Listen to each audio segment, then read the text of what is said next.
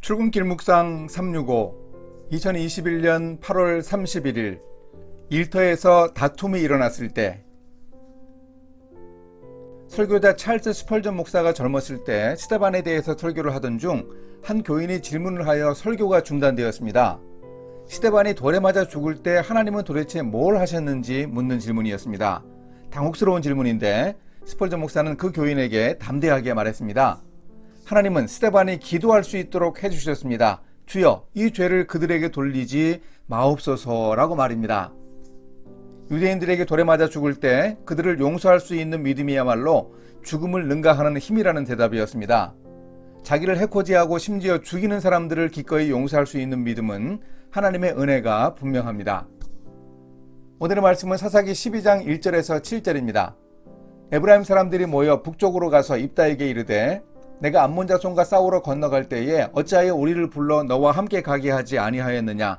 우리가 반드시 너와 내 집을 불사르리라 하니 입다가 그들에게 이르되 나와 내 백성이 암몬 자손과 크게 싸울 때에 내가 너희를 부르되 너희가 나를 그들의 손에서 구원하지 아니한 고로 나는 너희가 도와주지 아니하는 것을 보고 내 목숨을 돌보지 아니하고 건너가서 암몬 자손을 쳤더니 여호와께서 그들을 내 손에 넘겨주셨거늘 너희가 어찌하여 오늘 내게 올라와서 나와 더불어 싸우고자 하느냐 하니라.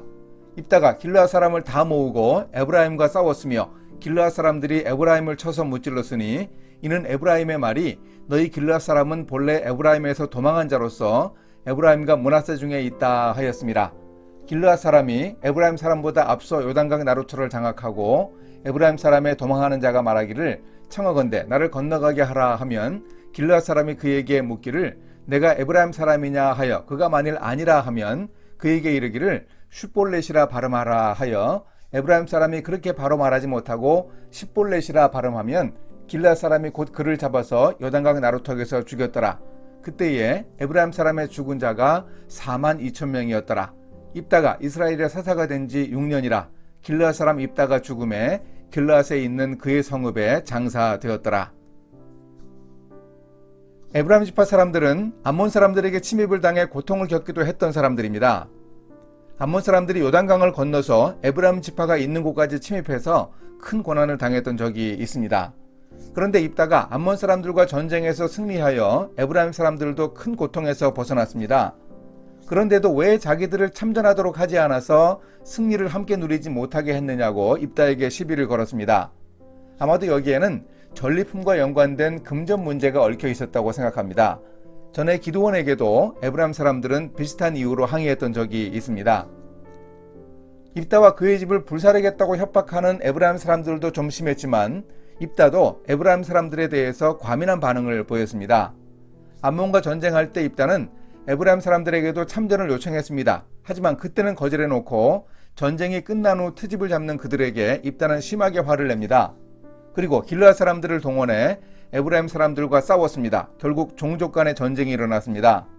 이런 입다의 태도는 전에 에브라임 지파가 문제를 제기했을 때 자기를 낮추는 말을 통해 문제를 해결한 기드온과 비교할 때 큰 차이가 납니다. 말로 해결할 수 있는 문제는 말로 해결해야 합니다. 화가 나도 끝장을 보려고 하지 말고 조금 참아야 합니다. 괜한 트집과 질투, 무리한 행동을 한 에브라임 사람들, 참아내고 관용하지 못한 입다로 인해 벌어진 내전은 심각한 아픔과 상처를 남겼습니다. 전투에서 많은 에브라임 사람들이 목숨을 잃었습니다. 입다와 길르앗 사람들은 요단강 나루터를 장악하고 패전하여 돌아가려는 에브라임 사람들을 치밀하게 검문했습니다. 우리나라에도 지방에 따라 사투리가 있고 특정한 발음을 잘하지 못하는 경우가 있습니다. 에브라임 사람임을 숨기고 탈출하려는 사람들도 이 발음으로 인해 걸려 죽었습니다. 쉿볼렛을 말해보라고 하여 십볼렛이라고 하면 모두 죽였습니다. 꼭 에브라임 사람만 쉿볼렛 발음을 못했겠습니까? 길르앗 사람들만 쉿볼렛이라는 발음을 했다고 합니다. 엉뚱한 사람들도 얼마나 많이 살육당했을지 생각하면 끔찍합니다.